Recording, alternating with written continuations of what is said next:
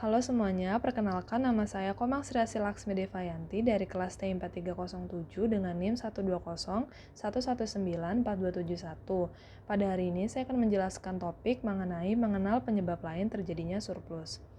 Surplus merupakan sebuah istilah yang kerap digunakan oleh suatu pemerintah dalam menggambarkan kondisi perekonomian di negaranya apabila jumlah pemasukan yang didapat dari hasil kegiatan ekspor melebihi jumlah pengeluaran yang didapat dari hasil kegiatan impor. Surplus sendiri biasanya bersanding dengan defisit yang memiliki definisi yang berkebalikan dari surplus, sehingga defisit sendiri sering dianggap sebagai sesuatu yang merugikan.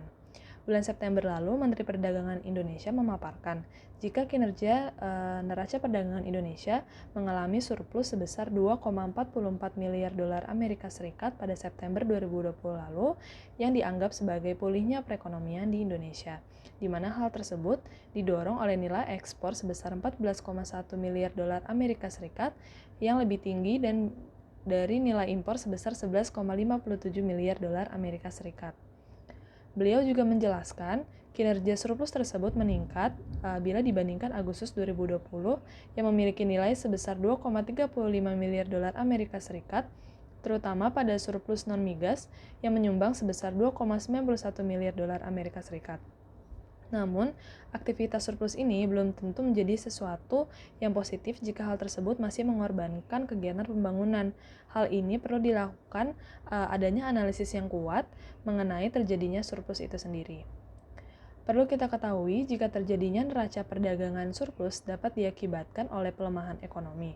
Surplus di Indonesia dapat meningkat dikarenakan kegiatan ekspor di sektor non-migas sebesar 29,72 triliun rupiah. Di sisi lain, sektor migas mengalami defisit sebesar 650 juta US dollar. Seorang peneliti dari Center for Indonesian Policy Studies atau CIPS, yaitu Ira Aprilianti menyebut, jika selain surplus, Indonesia mengalami penurunan ekspor maupun impor yang mengindikasikan melemahnya ekonomi. Penurunan nilai ekspor disebabkan karena adanya pandemi COVID-19 yang mengharuskan pemerintah dalam menetapkan kebijakan seperti PSBB atau pembatasan sosial berskala besar, physical distancing, di mana hal tersebut dapat mempengaruhi pendapatan tenaga kerja yang dipekerjakan dan kegiatan industri yang berkurang. Di samping itu, nilai impor non-migas ikut menurun sebesar 32,65%, serta nilai impor migas yang menurun sebesar 23,04%. Terjadinya surplus tidak mampu dikatakan baik, namun harus dilihat secara detail pada kegiatan ekspor maupun impor pada komoditas. Penurunan golongan mesin mekanis sebesar 30,56% membuktikan adanya permintaan industri terhadap input produksi yang kurang. Apabila penurunan impor terjadi pada bahan baku industri dan bukan karena tambahan pasok secara domestik, maka pemerintah tidak dapat mengatakan jika surplus neraca adalah sesuatu yang positif. Menurut Ira sendiri, solusi yang dapat dilakukan pemerintah yakni dengan memudahkan aktivitas impor pada bahan baku dan melakukan orientasi perdagangan terbuka yang dapat membantu perekonomian di daerah, di mana ekspor Indonesia berasal dari provinsi yang memiliki infrastruktur yang memadai seperti Jawa Tengah, Jawa Timur, Kalimantan Timur, dan masih banyak lagi. Kesimpulannya, yaitu surplus tidak dapat dikatakan baik jika masih ada sektor yang mengalami defisit yang cukup besar.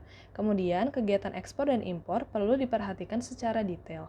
Yang terakhir yaitu diperlukan kemudahan dalam proses impor pada bahan baku untuk menggerakkan industri, serta melakukan orientasi perdagangan terbuka untuk membantu perekonomian di daerah.